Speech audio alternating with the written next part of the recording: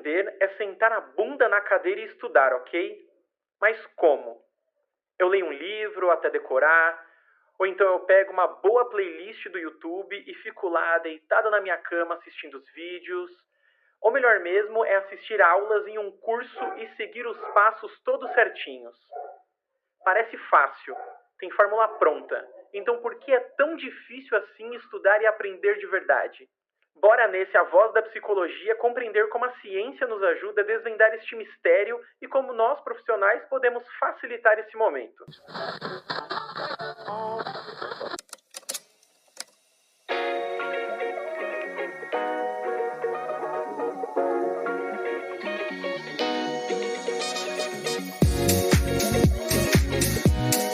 Muito bem-vindo, amantes da psicologia, apaixonados por conhecimento, cheiradores de pó de biblioteca. Eu sou Rafael Cerqueira, este é A Voz da Psicologia, um podcast psicoclub, seu espaço de aprendizado contínuo e inspiração diária na psicologia como ciência e profissão. E hoje vamos falar de psicologia, como podemos facilitar o processo de aprendizado e ainda mais, como essas ações são de fato uma carreira pra gente. Para nós psicólogos, que não é só ficar ali na clínica, fale mais sobre isso. Fazendo aqui a minha audiodescrição do dia, eu sou um homem preto, cabelos cacheados, continua aí parecendo um cogumelo a minha cabeça. Tô com uma blusa preta com uma estampa de um anime chamado Demon Slayer, presente do meu irmão. Tô de óculos, armação preta. Acho que é isso. É muito difícil, gente, fazer uma audiodescrição. A gente tá se acostumando, a gente tá aprimorando. E eu posso, nesse podcast, falar que eu tenho os cachos mais bonitos dessa gravação. Vocês vão entender por quê. Porque é uma brincadeira. Mancada. Aqui é Edivan Araújo falando diretamente de Osasco. E eu sou uma pessoa branca, semicalva, barba, camiseta vermelha, uso óculos e sou o mais bonito dos três. Eu não posso falar nada, né? Aí a beleza é subjetiva, cada um pensa o que é brincadeira, gente. Edivan é muito bonito, você que tá só ouvindo. Eu acho muito legal as pessoas que só ouvem o podcast, elas nunca veem você e elas ficam imaginando. E a gente vai imaginando a cara da pessoa e pra mim sempre é uma surpresa. Ninguém tem a cara da voz. Como que as pessoas te imaginam, Edivan? E aí, né, a gente conquistando muitos e muitos ouvintes, quem sabe alguém paga... Você toparia, Edivan, ser patrocinado por essas coisas que bota cabelo nas pessoas? Eu acho que sim, viu? Por dinheiro, né? Por dinheiro, eu acho que eu raspo minha cabeça. Totalmente, eu tiraria minha barba. Aliás, já tirei por dinheiro a barba uma vez. Olha aí. Hoje a gente tem uma convidada especial, uma pessoa que a gente conhece já faz muito tempo, gravava podcasts com a gente. Trouxemos uma profissional do mercado auditivo. Bom, meu nome é Juliana, eu sou psicóloga formada há 9 anos pela Unifesp, eu sou especialista em adolescência, orientação profissional, em terapia de aceitação e compromisso, eu trabalho com psicologia clínica e na área de educação. Eu também tenho cachos bonitos, só que eles estão pintados. Eu uso óculos, estou de camiseta preta e estou aqui com uma estante cheia de livros atrás de mim. Tem até Verdade. É o kit ser culta, né? Mostrar, tipo, uns livros. Mas você já leu alguma coisa? É de verdade, não é um painel que vai cair assim no meio da apresentação. Seria maravilhoso, né? Se você fosse uma política em alguma coisa de conferência, assim, eu acredito em tudo. Quantos vídeos a gente não vê de gente que, mesmo depois da pandemia, não aprendeu a lidar com o digital? Eu acho maravilhoso. Eu adoro ver vídeo de promotor, advogado, né, fazendo um monte de merda online, assim, pra mostrar que a alfabetização digital tá aí pra todo mundo, né? Não é só pra você que tem eu tenho curso superior, já sei tudo. Enfim, antes da gente seguir pra pauta, ressaltar que a Voz da Psicologia é um podcast psico.club, acessa lá o nosso Instagram, @psicoclub, tá com bastante conteúdo agora, e nós somos patrocinados pelo Psicomanager Juliana Farias. Você sabe o que é o Psicomanager? Diz que não se você sabe para eu poder te contar. Não, mas é real, não sei mesmo. Maravilha, que perfeição. Psicomanager é uma plataforma que a gente digere a nossa carreira de forma muito, muito, muito simples, porém muito completa. Então, quando a gente precisa fazer um laudo, um parecer, a gente já tem algumas ferramentas lá. toda a gestão do nosso dinheiro, né? Tem o Psicobank. No lançamento desse podcast, provavelmente já vai ter lá o Psicobank, que eu sei que eles lançaram ontem, uma live falando sobre isso, que é uma forma da gente saber dividir ali o que é o nosso dinheiro, o que a gente está recebendo, né? É uma forma de melhorar a vida do psicólogo autônomo, ele não se embananar e a gente quebrar esse estereótipo que psicólogo é tudo pobre. Acesse aí psicomanager.com.br que você vai adorar.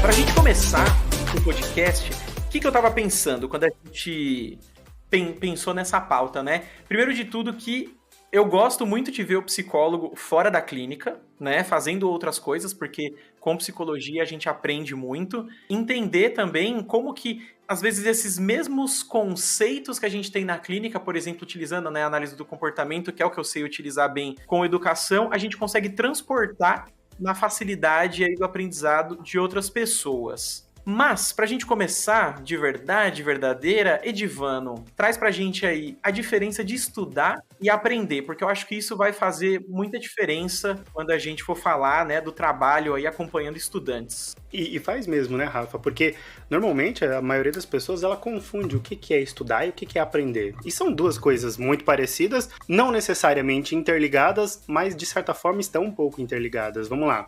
Aprender é uma coisa que a gente faz o tempo todo. A gente, quando está conhecendo as pessoas, interagindo com pessoas, nós estamos aprendendo como as pessoas reagem às nossas reações, como nós interagimos, o que o Rafa gosta de escutar, quais os rolês que o Rafa gosta de fazer. Quando a gente convive com o Rafa, quando a gente convive com a Juliana, a gente sabe o que eles gostam de fazer, o que eles gostam de se divertir. A gente acaba aprendendo a interagir da forma que eles gostam. E isso a gente não faz automaticamente. Por exemplo, eu não sento em casa e falo, o Rafa gosta de tal coisa, então vamos incentivar essa atividade para que nós possamos aprender a forma que ele reage, a forma as coisas que ele gosta de fazer. Isso é uma coisa que acontece naturalmente, essa interação. Então, aprendizado é um processo que a gente adquire conhecimento, mas de forma intuitiva, de forma que a gente interage com determinadas situações. Estudar é um processo totalmente ativo, onde nós sentamos com um determinado objetivo, nós podemos assistir uma aula, ler um texto.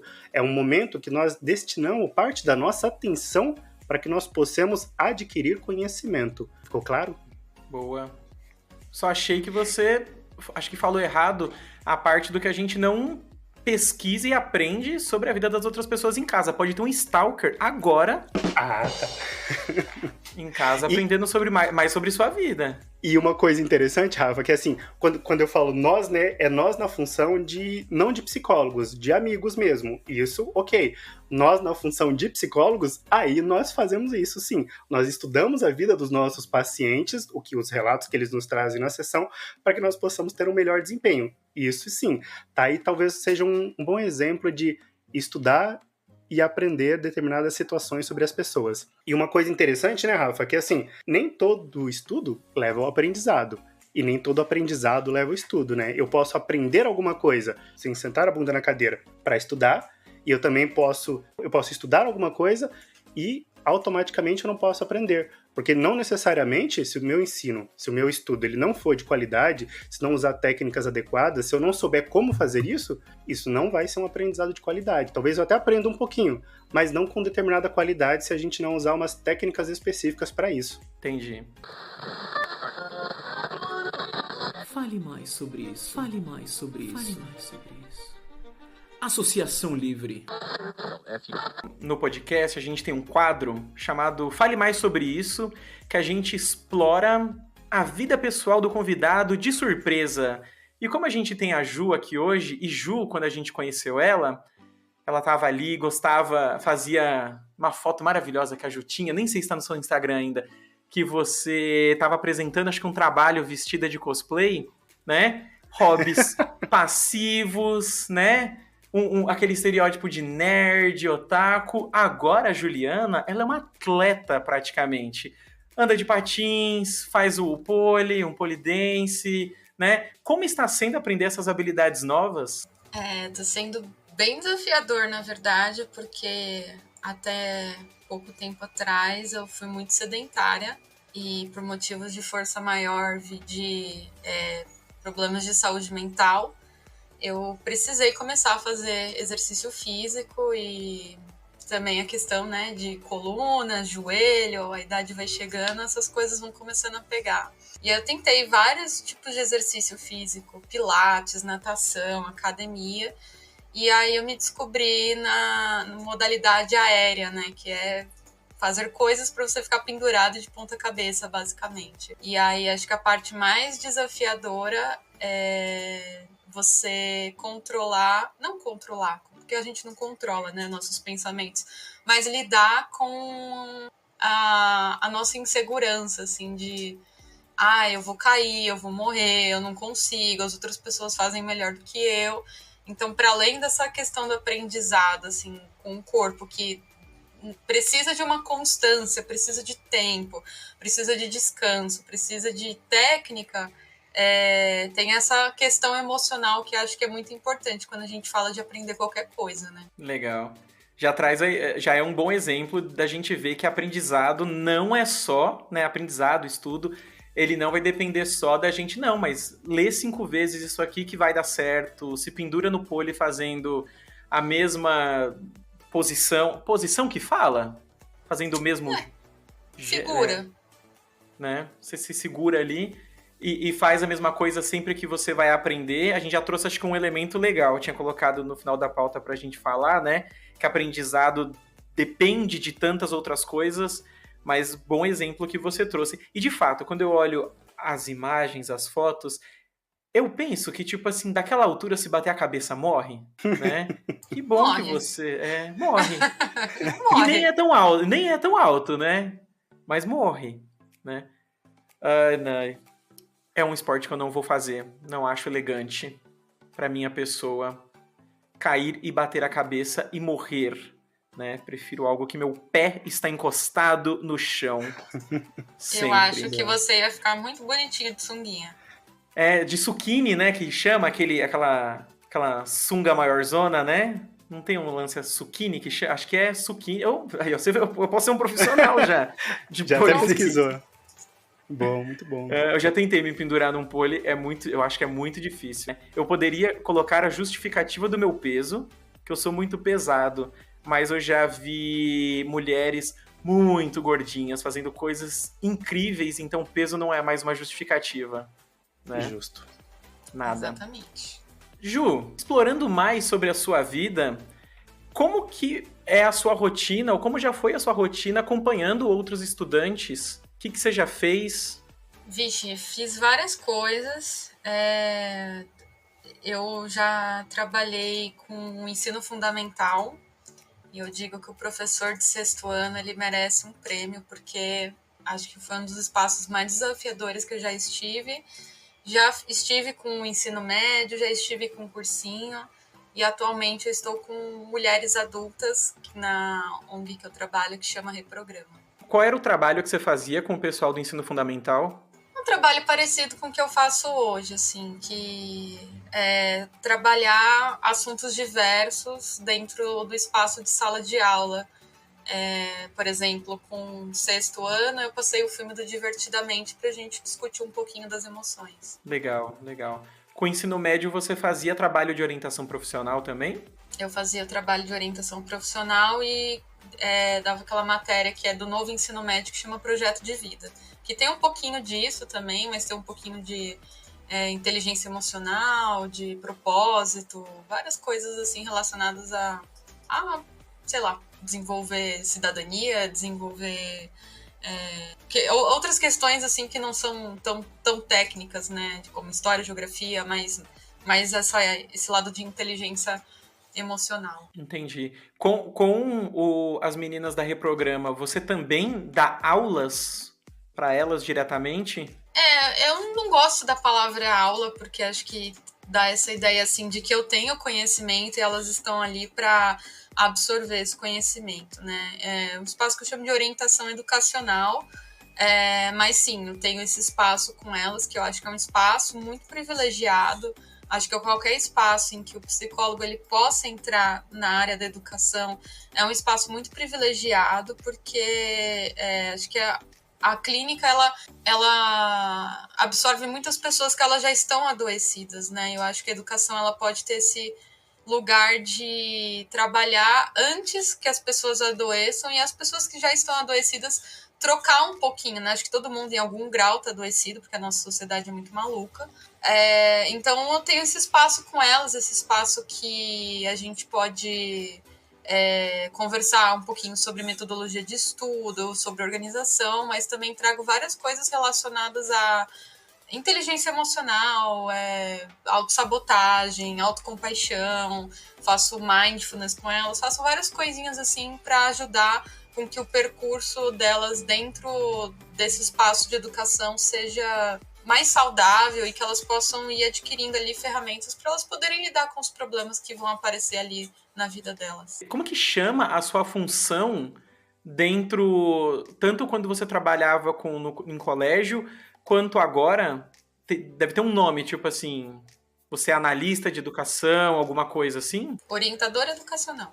Eu pergunto porque eu já trabalhei num lugar que eu já fiz, né, uma função parecida com a da Ju, no Instituto Social, e lá a gente colocava o nome de analistas de educação. E eu fazia todo esse processo, né, de ter esses momentos, que a gente facilita ali uma roda de conversa, alguma coisa para trazer tudo isso que a Ju descreveu, né, eu ia utilizar a palavra soft skills, né, mas é isso, né, habilidades sociocomportamentais de alguma forma. Aí eu migrei para um outro lugar, que era um lugar já mais corporativo, startup, com todas essas palavras super chiques, e lá eles chamavam de Student Experience, né? Experiência de estudantes, para poder mesclar um pouco com o nome de outra função muito famosa, que é a pessoa que trabalha com experiência do usuário, Customer Experience, né? O sucesso do usuário, o sucesso do cliente, essas coisas.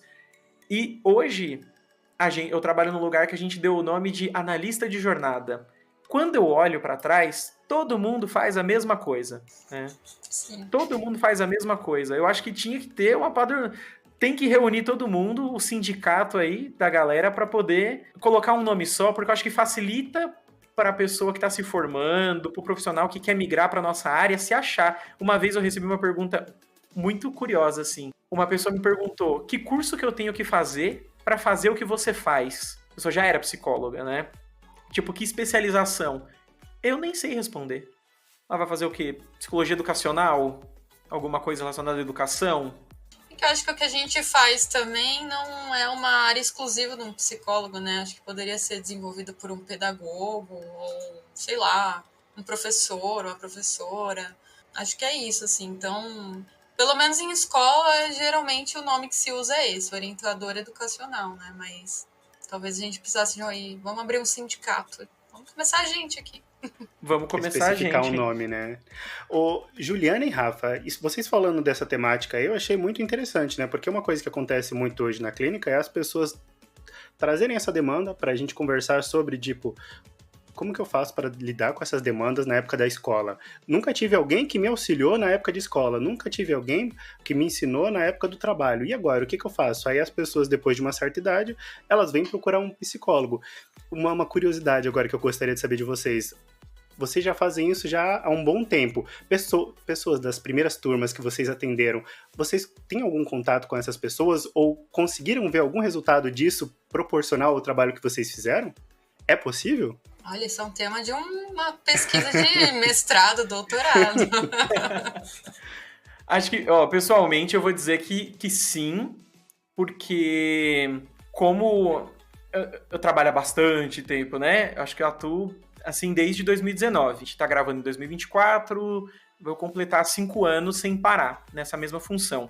E como relaciona muito com o mundo profissional também, eu tenho o contato dessas pessoas no LinkedIn. E é comum que as pessoas me marquem em publicações de coisas que acontecem na vida delas, profissional, e se refletiu de alguma forma com o que a gente trabalhou. Então, o que a Ju tinha falado, né, da gente trabalhar a prevenção de saúde mental, promoção de saúde, assim, eu vejo que é um trabalho muito efetivo. A gente tinha que investir mais nisso e menos em só tapar o buraco depois que o buraco já está aberto dentro das pessoas. de pessoas falando, nossa, Rafa, sabe aquela... Eles sempre chamam de aula, né? Aquela aula que você falou sobre como dar um feedback.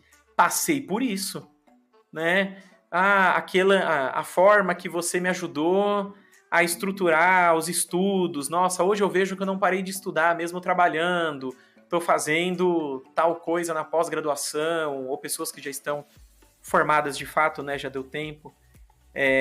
Mas eu vejo, Edivan, eu fico muito feliz, muito, sério, de pensar, tipo assim, e não foi à toa, olha que maravilha, alguém ouviu, sabe? E acrescentando um ponto também, às vezes, eu acho que eu estendi muito, né? Desde que quando vocês começaram, às vezes não precisa ser tão a longo prazo, né? A curto prazo, por exemplo, um período de meses, um período de provas de escola, de trabalho, que a pessoa estava fazendo alguma coisa disso daí, é nesse sentido também, tá? Eu acompanho algumas pessoas que hoje elas já estão terminando a faculdade, que eu acompanhei no ensino médio, e eu fiz um grupo de orientação profissional com elas, assim, era um grupo eu lembro de uma menina que ela queria muito fazer medicina, mas porque a única ideia dela de saúde era medicina. E aí hoje ela está terminando a faculdade de terapia ocupacional dela, porque é um curso muito desconhecido, assim, né, para quem está fazendo ensino médio, para quem está nesse momento de buscar a profissão. Então, é bem gratificante, assim, ver os caminhos que as pessoas estão percorrendo, como, acho que é um reflexo desse trabalho, né? E com as alunas agora que eu trabalho, eu vejo também algumas coisas relacionadas a isso, assim, de elas entrarem em contato para a gente ter um encontro individual e a gente conversar, assim, sobre... eu tenho uma entrevista de emprego aqui, e aí elas pedirem alguma ajuda relacionada a isso, e aí eu passar algumas dicas. Já teve coisas relacionadas à reestruturação de LinkedIn, aí a pessoa conseguiu uma vaga. Então, acho que várias coisinhas assim que... acho que pra gente é isso, né? A gente vê como... A gente não sabe exatamente onde que vai dar, mas a hora que você vê que o trabalho do psicólogo, ele tem um potencial muito grande, assim, de... acho que modificar vidas, assim, né? Acho que talvez seja até um pouco... sei lá, falta de humildade falar isso, mas acho que lógico que tem a parcela da pessoa e outras milhares de coisas acontecendo, né? Mas acho que é um trabalho que tem um potencial bem grande, assim, de causar esse impacto, sabe? Eu gosto de pensar, Ju, que eu acho que a gente fez parte e eu me sinto muito feliz por isso. Eu não acho que é falta de humildade, não, porque a gente percebe nitidamente a diferença, sabe? Com a nossa intervenção a longo prazo. A gente tem, né, pesquisa suficiente para mostrar que, sei lá, a psicoterapia, né, em alguma proporção melhora a qualidade de vida das pessoas, tudo. Acho que tudo bem, você está embasada pelos dados e fatos da vida que... E é uma sensação muito boa isso. E vicia a gente, sabe? Eu brinco, porque eu não consigo mais trabalhar, sei lá... Eu tava conversando no último ano novo com um rapaz que ele trabalha numa empresa que faz suco de laranja. E aí, eu tava conhecendo ele ali, aquela festa de ano novo, você tem que fazer uma sala, né, pros outros amigos dos parentes, etc. E aí a gente falando, não, eu sou psicólogo. Ele, nossa, que demais! E fulana, né, minha esposa, ela é veterinária, uau! E você? E assim, ele tem um cargo altíssimo na empresa, é de muita responsabilidade, mas ele trouxe com uma tristeza, tipo, a gente faz suco de laranja, quase como se ele trabalhasse num bar, assim, sabe? Tipo, ele espreme o suco e te dá. Ele é a parte de logística ali, né? Ele coordena a ação de levar laranja via navios para a China, né? Mas é isso, é laranja. É laranja. Desculpa, profissional, você que nos ouve agora, que trabalha com laranja e acha muito empolgante, né? Não tô falando que não é. Mas, pô, pro psicólogo é muito mais fácil, gente, né? Ver esse efeito na vida das pessoas.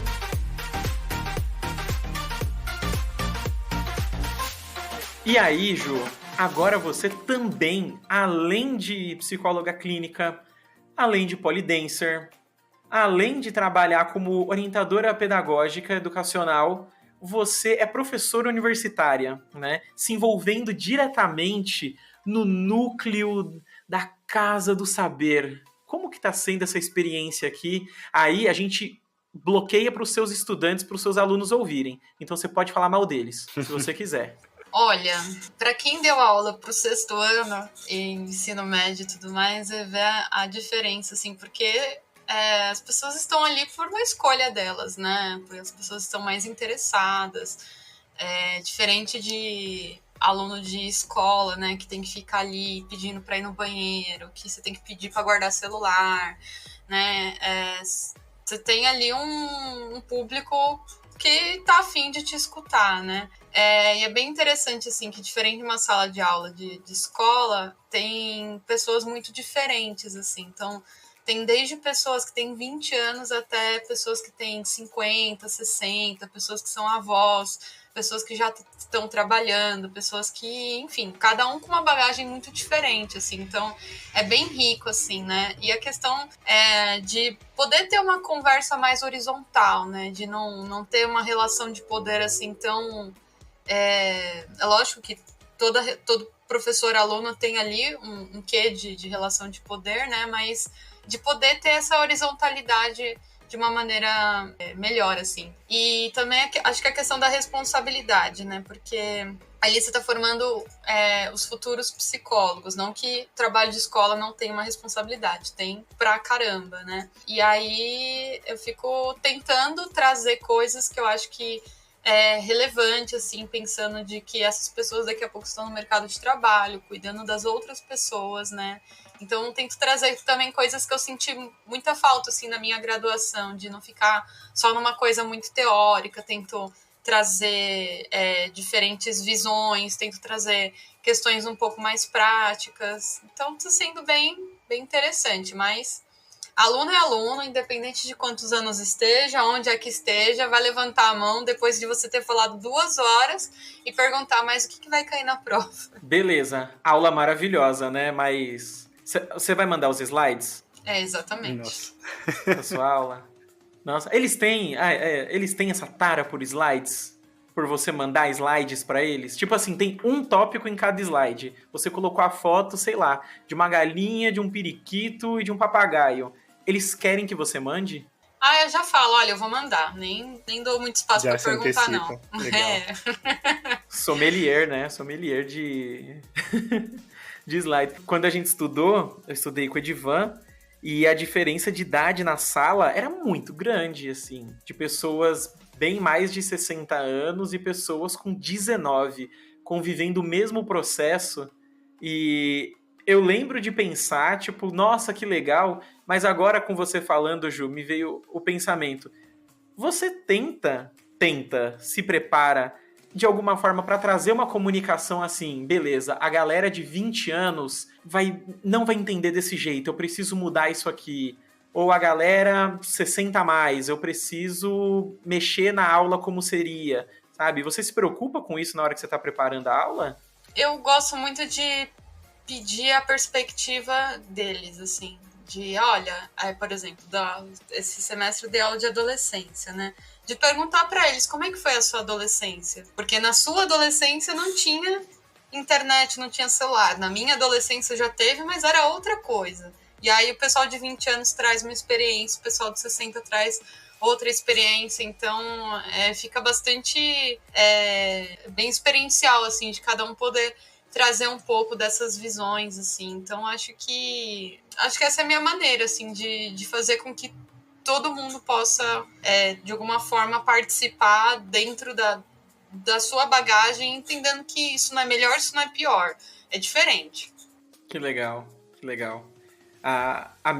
Acho que a nossa adolescência, né? Nós todos temos a mesma idade, por volta da mesma idade. Eu vou falar a minha, e aí você interpreta dos outros, que eu tenho 33. E eu me sinto muito privilegiado de ter vivido a não internet, a internet de escada e a internet banda larga e o nascimento de smartphone. Gente, isso é fantástico. Porque a gente é muito bom de letramento digital. A nossa geração com a nossa idade. É muito bom isso, né? A Ju, ela falou da Reprograma, né? É uma escola de programação. Ju, vai dizer quantas mulheres que têm tanta dificuldade de compartilhar uma tela, né? As mais novas, provavelmente. quem tem a nossa idade ainda tem um jeitinho ali. Sim. Nossa, e é uma época interessante, né, Rafa? Porque a gente viu esse período antes da internet, como que eram as coisas. O nascimento dela, que você ia baixar uma foto, alguma coisa, você via as linhas se informando. Hoje, você baixa arquivo 100, 200 vezes maior, muito mais rápido. E ainda talvez tenha até um ponto mais ainda, talvez para citar com o nascimento da tecnologia, que é a inteligência artificial hoje, né? Eu não sei se vocês lembram, tem um ponto que me chama muita atenção. No filme do Will Smith, Eu, Robô, tem um diálogo que ele fala lá supostamente com o robô, ele pergunta, você consegue criar uma obra de arte? Perguntando pro robô, né? Aí ele fala, você consegue? Pergunta pro Smith, né? Aí hoje você vai numa inteligência artificial, ela supostamente consegue criar uma imagem, né? Não fosse eu aqui para declarar que aquilo é uma obra de arte, mas temos obras incríveis sendo criadas por inteligência artificial, né? Eu falo, que coisa, né? Perdemos. Já era. Gente, aproveita enquanto é isso. É ouvir podcast, viver, ter um hobbyzinho, trabalhar. Muito, muito em breve. Se não for o final do filme Eu, Robô lá, com a inteligência artificial querendo dominar a gente, se não for igual ao filme do Matrix, vai ser desastre climático. Então bora aproveitar, bora estudar, né? Da melhor forma possível. Por isso que, ó, psicomanager.com.br tá aí, para você poder ter um trabalho de qualidade agora, deixar para depois eu vejo isso. Depois não vai ter. E Rafa, você chegou a pegar aquele período que quando você tinha que fazer trabalho da escola, você tinha que se deslocar até a biblioteca, pedir uma série de livros para o bibliotecário, tirar xerox, estudar e depois voltar para casa com a xerox? Se pega para xerox, né? Se você não lê lá. Ter dinheiro era ter uma Barça em casa. Então... E era muito mais complicado, né? Hoje, com o celular, você faz a pesquisa muito mais rápido, muito mais prático. Curioso. E estamos aí tendo que defender que a Terra não é plana, né? Então. Tem uma frase que eu gosto muito, que eu não lembro de onde que é, mas eu acho que as pessoas vão lembrar disso, né? Eles falam assim que é o conhecimento na palma da mão. Aí a gente puxa o celular. E a gente usa pra quê? Pra ver meme. Óbvio que é muito engraçado ver meme, né? Mas não o tempo todo, né? Eu falo... Então tá, né? Mas é porque, assim, acho que quando pensavam no compartilhamento de informações, né, tantos recursos que a gente vai ter, eles pensavam que qualquer pessoa vai poder aprender. O que ninguém considerava é que a gente ia ter a oportunidade de espalhar burrice também. Então a gente tem a oportunidade de espalhar informações mentirosas.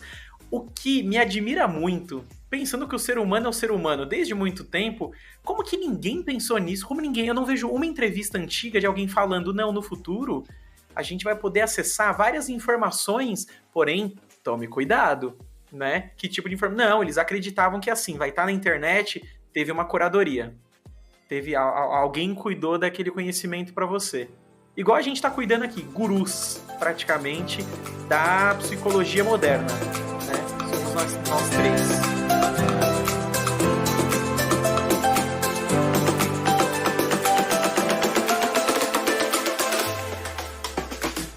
Ju, ainda perguntando pra você, hoje é meu alvo, assim, de perguntas, né? Nos lugares que você esteve, e na Reprograma que você falou que você fez isso mais diretamente, as pessoas te procuravam pra falar assim, não tô aprendendo, resolva meu problema, não nasci pra isso, matemática não é pra mim, né? A pessoa da medicina lá que devia estar estudando, se matando, falando, eu acho que eu já nasci lerdinho.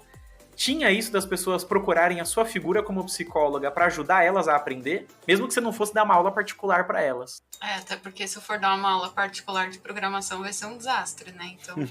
Você sabe fazer um Hello World? O que é isso? Isso, é um site, beleza. Não é? Não, Hello World é uma forma, tipo assim, quando você vai aprender uma linguagem de programação, a primeira coisa que você faz é dar um comando, e esse comando vai exibir alguma coisa. E aí existe uma tradição, uma cultura em programação, que a primeira coisa que você faz é falar Olá Mundo. Então você pega essa linguagem, coloca os códigos, tipo assim, exibir imagem, exibir mensagem. E a mensagem é Olá Mundo. Hello World. Então você não sabe. Já sabe mais do que nós dois juntos, hein, Ju? Aí, ó. Mas respondendo a sua pergunta, sim, isso faz parte do meu cotidiano, das alunas virem com essa queixa, assim. Mas essa queixa E geralmente ela está relacionada a até um outro tópico, que é a questão de falta de tempo, cansaço, sobrecarga, aí ou falta de organização, ou falta de metodologia de estudos. Então, eu trabalho com elas essa questão assim de que para aprender qualquer coisa que a gente se proponha, seja de polidense ou programação, a gente precisa de um planejamento, a gente precisa de entender o porquê que a gente está estudando aquilo, de ter um propósito por trás, porque senão aquilo fica perdido, né? De ter uma constância, né? Não adianta estudar 40 horas num dia só, então tem que ter um antes, né?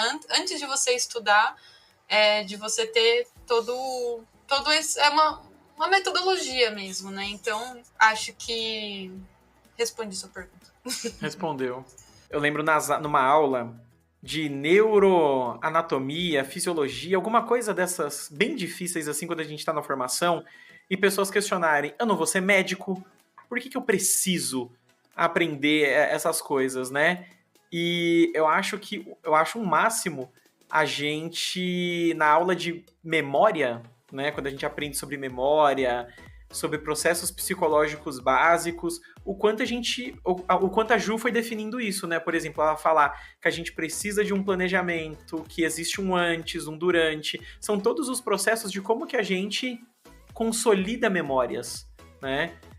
E por mais que, assim, vários profissionais têm essa posição que a Ju até comentou, né? A gente pode ver outros profissionais, mas eu acho muito legal que o psicólogo, ele deveria vir com essa carga. Se a Ju e os colegas dela lá na universidade estão ensinando direitinho, a gente deveria vir com essa bagagem para poder ajudar as pessoas na hora de organizar os estudos. Não é aleatório, né? Não é tipo assim, eu vou fazer isso aqui, vai dar certo.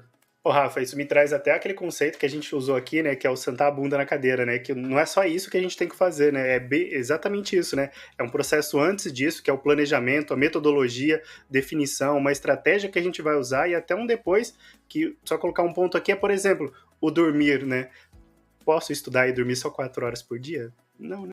Mas poder você pode. Mas o estudo não vai ser efetivo, né, então, nem a vida não vai ser efetiva, né. Ai, eu queria tanto dormir mais e só trabalhar 4 horas.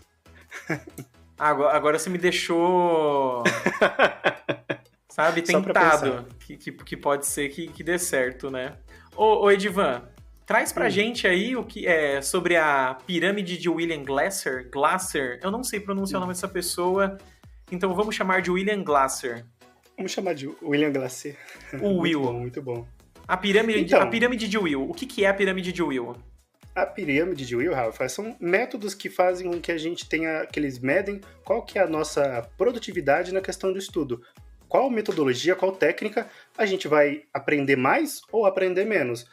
O interessante é pensar que não é que é o que a gente aprende menos, que, por exemplo, lá no topo da pirâmide está ler 10%. Ah, então eu não vou usar essa técnica? Exatamente o contrário. A gente tem que usar ela, só que com uma devida eficácia. Por exemplo, você vai pegar um texto, você precisa ler ele antes, né? 1, 2 vezes, mas a ideia é que não ficar só lendo, não ficar só nessa técnica. O interessante é você pegar outras técnicas, outras metodologias de estudo e auxiliar nesse processo. Fazer uma boa leitura, quem sabe, pegar um conteúdo que você está vendo, poxa, não estou entendendo esse texto aqui. Procura um podcast, procura uma aula, já pega alguma coisa. A gente já pega mais outras 2 técnicas, um podcast, que é uma escuta, e outra técnica, vê um vídeo, assiste uma aula presencial, ou pelo YouTube, por exemplo, ou em alguma das plataformas de ensino. Temos essa parte da escuta, que é 20%, a parte de ver, que é 30%, que foi definido na pirâmide. Ver e escutar são 50%.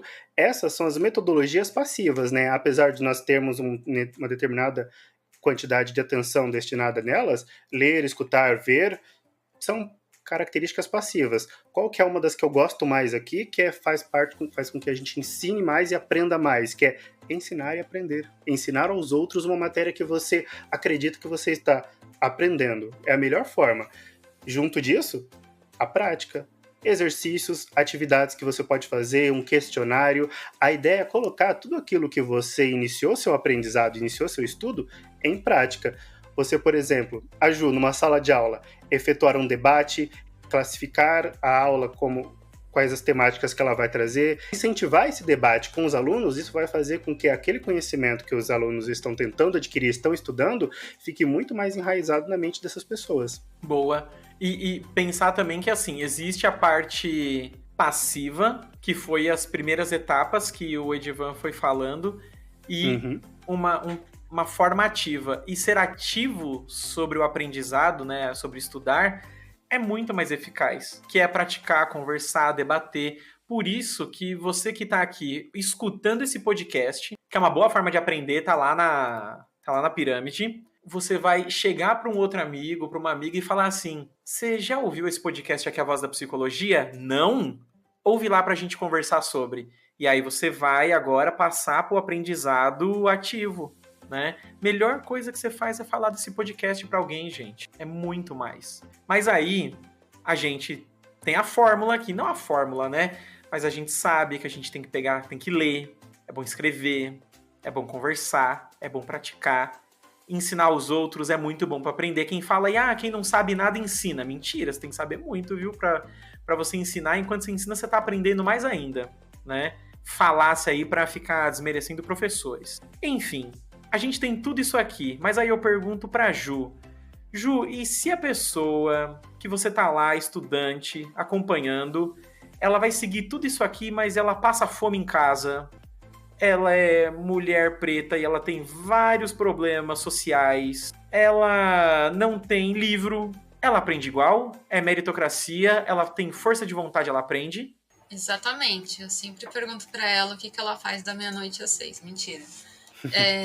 Basicamente, o público que a gente atende é esse público extremamente vulnerável. Assim. A gente pega pessoas que não têm, às vezes, computador, às vezes não tem internet, mora em um lugar onde, sei lá, falta muita luz, coisas relacionadas a isso. Então, a instituição da Reprograma, ela busca fornecer suporte nesse sentido, né? Então, tem bolsa computador, bolsa de internet, bolsa financeira para justamente a aluna não passar fome, conseguir ali fazer as coisas, né? O básico, a gente tenta garantir o básico para que ela consiga estudar de uma maneira adequada, né? Mas até algo que eu falo para as alunas, que a questão de estudar parece que é uma questão de força de vontade, porque eu sento aqui, eu estudo, eu faço.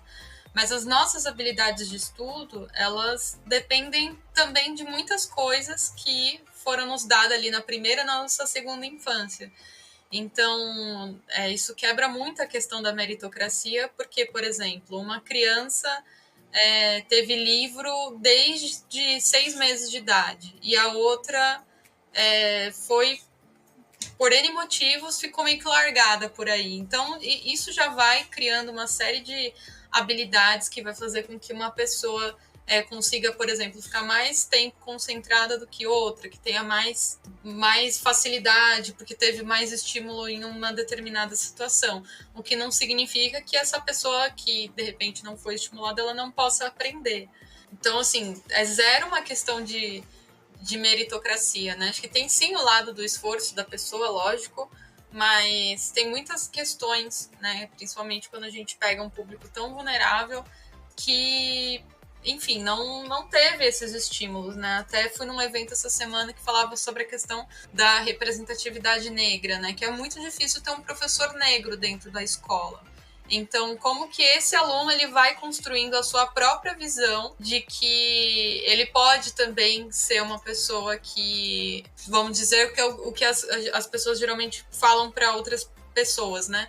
Você pode ser aquilo que você quiser, né? Qual que é a representatividade que essa pessoa tem na sociedade, né? A gente já trabalha muito com mulheres trans, por exemplo. Então, são mulheres que ficam completamente invisíveis na sociedade, só aparecem como estatística de assassinato, ou de prostituição, ou de zombaria de, sei lá, Caceta e Planeta da Vida, aí, puxando anos 90. Enfim, então, assim, tem muitos fatores que são importantes, que entram nesse lado mais psicológico, mais psicossocial, que não é só pela vontade da pessoa, né? Isso que você trouxe, Ju, do não é só isso, né? Às vezes eu vejo que o meu papel quando eu acompanho os estudantes, é muito mais ajudar eles a ter uma leitura da própria vida, assim, do seu próprio ambiente, da rotina que ele tem, e a partir disso, bolar uma estratégia de aprendizado, alguma coisa, né? E aí eu vejo outros profissionais que eles me questionam assim, mas que tipo de metodologia que você utiliza, né? Como que você faz um bom plano de estudos? Tem um monte de vídeo no YouTube falando isso, né? Como que você faz um bom plano de estudos? E acaba que assim, eu acho que 50, 60% do atendimento nesses ambientes, assim, né, das intervenções que a gente faz em ambiente educacional, é muito mais falar assim, olha, fulano, você mora numa casa, é muito pequena, tem muita gente, é muito estímulo, e é mais difícil de você estudar dessa forma. Beleza, como que a gente vai tentar contornar isso, apesar de tudo, né? Você tá nessa condição, beleza, que como a gente tenta? Existe algum outro lugar que você consegue estudar? Você consegue estudar num horário que tem menos pessoas ao seu redor, né? Então é muito mais sobre uma leitura do ambiente. E aí, óbvio do que você trouxe, desse histórico de vida, né? De pessoas que não se sentem merecedoras. Eu conversei ontem com um estudante nosso daqui de onde eu trabalho, do Programadores do Amanhã, é um instituto que eu também atuo, eu não sou só podcaster, olha só. E ele falou assim pra mim, ele é haitiano, tá aqui no Brasil já faz um tempo, e ele não consegue um trabalho bom com programação, o menino é muito bom. E aí ele falou assim, Rafa, às vezes eu fico pensando que não é pra mim isso. Pô, não, eu sou preto e sou estrangeiro, então eu não tenho que arrumar emprego. E ele é muito novo, assim. E ele falou que já aconteceu em processo seletivo das pessoas estarem conversando com ele indo bem, assim, só tem feedback bom de todo o processo, parte técnica. Quando chega na entrevista, fala assim, você é haitiano? Putz... maravilha, qualquer coisa a gente te liga, sabe? Então tem isso, né? É complicado, a gente passa por muitas coisas. Então até no processo de estudar, que a gente pensa assim, poxa, então eu vou ter que estudar o dobro do que outras pessoas para mostrar meu valor, dá uma desanimada na hora que a gente senta ali para fazer alguma coisa, né? Acho que ainda mais a Ju percebe isso porque ela trabalha numa empresa que forma mulheres para programação num mundo majoritariamente de homens brancos ainda. Nossa, exatamente, Rafa. Um dos nossos públicos são as mães solos. Então, assim, como que eu vou virar para essa mulher e falar, olha, você tem que estudar X horas, você tem que fazer tais e tais e tais coisas. Isso é um mundo ideal. Então, às vezes, o horário que...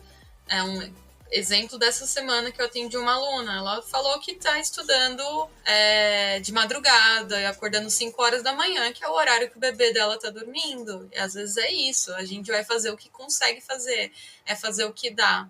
E inclusive tem um comportamento que eu vejo muito em minorias, né? Que são pessoas que vão criando um comportamento de excesso, né? Estuda muito, trabalha muito, porque quer se provar.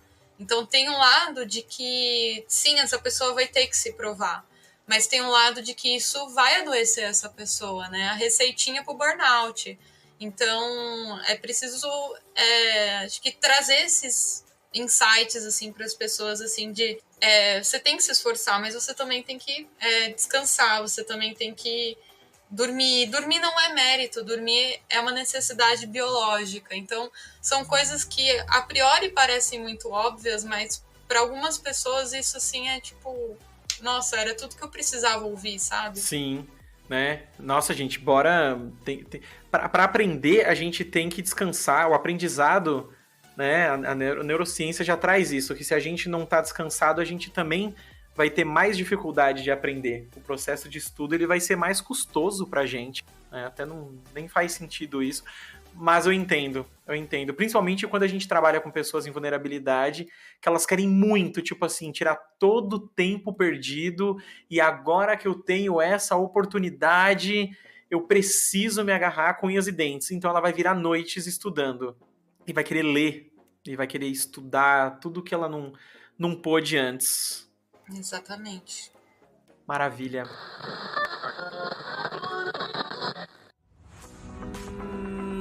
Reforço positivo.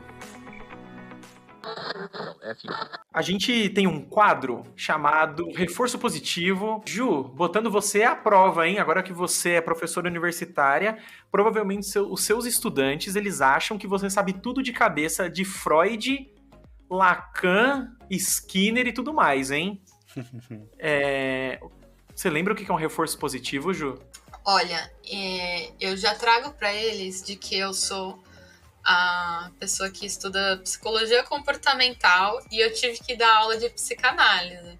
Então eu falei para eles, olha, não é a minha abordagem, não é a minha praia, então assim, pode ser que eu tenha dificuldades, então assim, eu não fico pagando de uma pessoa que sabe das coisas, não, porque eu acho que essa postura é muito... Pra quê, né? Pra que isso? Mas... reforço positivo seria um comportamento que ele... É tão difícil explicar uma coisa que pra gente tá tão internalizada, né? Não é? É incrível isso. É incrível. Bom ponto. Reforço positivo é quando a gente vai estimulando aquele comportamento a acontecer novamente. Então, por exemplo, um cachorro, você quer que ele dá a pata, você dá um petisco. Dá a pata, petisco. E aí, quando você fizer o gesto de pedir para ele dar a pata, sem o petisco ele já vai ter feito essa associação. Então ele associou que dar a pata é algo divertido e é algo legal, porque ele vai ganhar comida. Boa.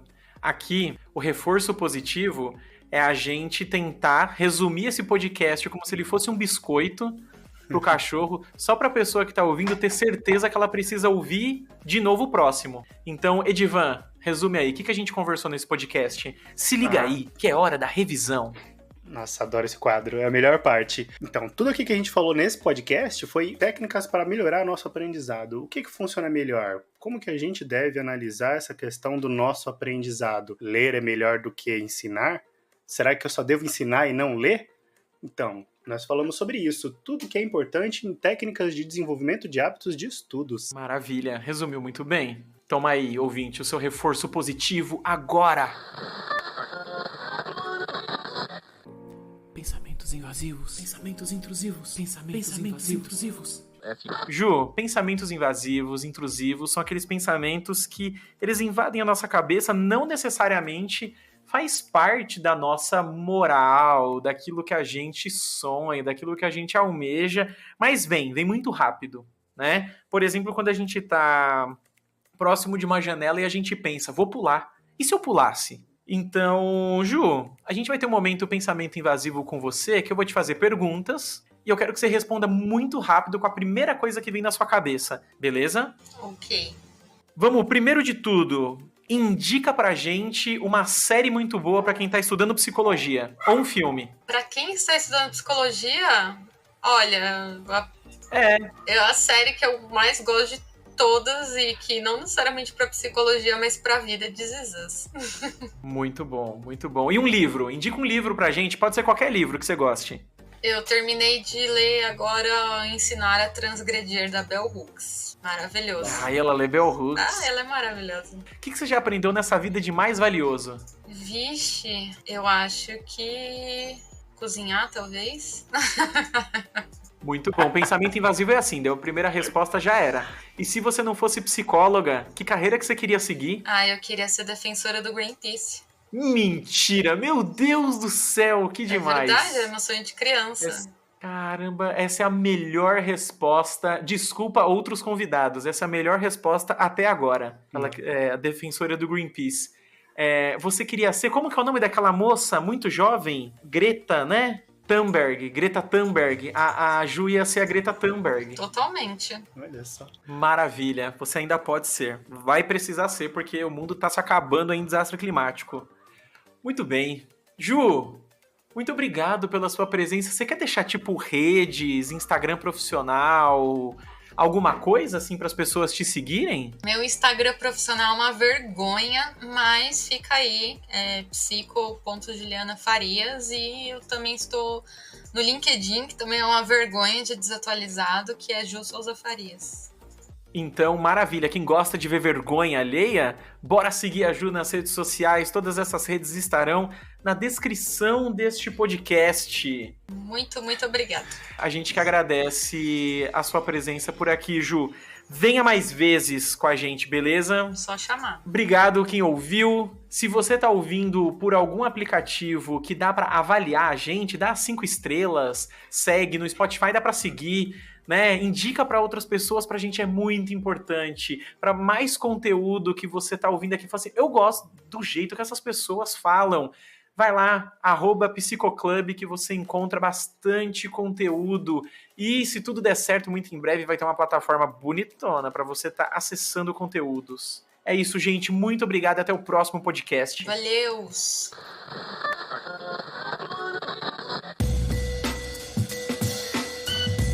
Esse podcast foi editado por Lucky Robot.